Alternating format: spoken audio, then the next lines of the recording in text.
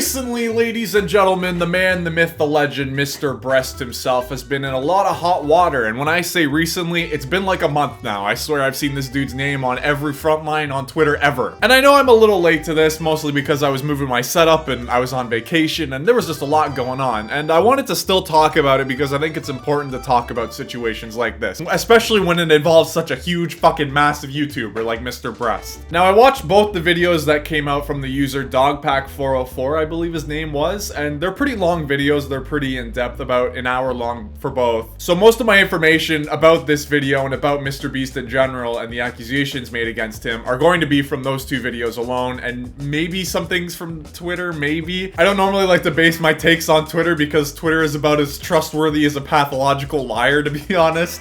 So most of the stuff is going to be based on those two videos. So to give you a quick rundown on the things I know about MrBeast, I know he, hold on, I wrote it down on my little notepad here. I know he faked a video, kind of, maybe a couple videos down the line. I know he hired a criminal, a sex offender, who's not allowed in the state of Delaware, and he ended up appearing in a video or two of MrBeast with a mask on. And I know about his terrible conditions for the employees in his work. So, with all that in mind, let's talk about why I think the MrBeast drama itself is pointless. Now, when I say the word pointless, I'm not talking in general terms, okay? When I say the words pointless, I'm speaking strictly on how it affects MrBeast. Because most of the time, when allegations of things like this, like for example, this year's been jam-packed full of Cody Co's, Dr. Disrespect.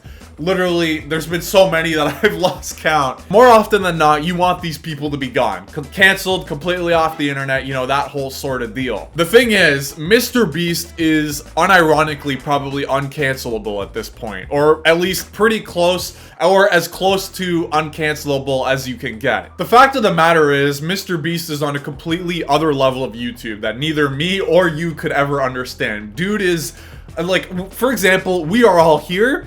MrBeast, what the fuck? MrBeast is all the way up here. It is ridiculous. I'm not gonna sit here and be like, nah, the MrBeast conspiracy, it's all fake. The world is fucking flat, bro. MrBeast, fucking angel, saint of a guy. He's probably the direct descendant of Jesus Christ himself. No, that's not the case at all. There are some shitty people on the planet, and it's an unfortunate truth of reality. So think about it this way. MrBeast and all his controversies and dirty laundry and everything he's done over the years have been aired out over the course of, how many weeks has it been now? 3? 2? Something like that. And I have seen him everywhere. Everybody was talking about this, especially when the video first came out. He was fucking everywhere. Now you look at his Social Blade stats, dude is still gaining 1 million subscribers every week. Now you might look at this little graph here and see that he's on a downward trend here, but the reason for that, I believe, is because he hasn't posted as many videos as he did the previous month. So, rightfully so, you're gonna see a decline in subs and views for the next month. And also, let's not ignore the elephant in the room here.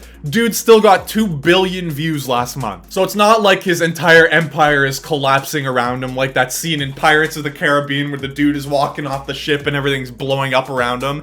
It's nowhere near that case scenario at all. In reality, MrBeast is still a very untouchable, immovable object of nature. I think what it would really take for MrBeast to get canceled is something that goes beyond our scope of the imagination. Like, he would need a scandal so fucking obscenely large. I just spit everywhere. Like, he's touching kids, he's taking homeless men into the back alleyways, blowing their brains out. Like, that type of level is unironically probably what it takes to cancel MrBeast. Because as sucky as these accusations are, and they shine a light on potentially how good MrBeast might not be, it's not enough to get him anywhere remotely near canceled. Now that I've covered why I think the whole drama itself is kind of pointless in the grand scheme of things, I also want to talk about kind of what he's being accused of himself. I don't know, I think it's worth talking about, even though everyone's pretty much already talked about it before. Now, I believe MrBeast is coming out with a response in regards to everything that's been made against him, all the accusations, which I'd be very interested to see, because one, I want to see how MrBeast does an apology or response video. Like, is it gonna be one of those things where he's like, wait until the end to see my sick rap freestyle response apology? I don't know, man. I just want to see what a response from MrBeast would look like. But also, the accusations made against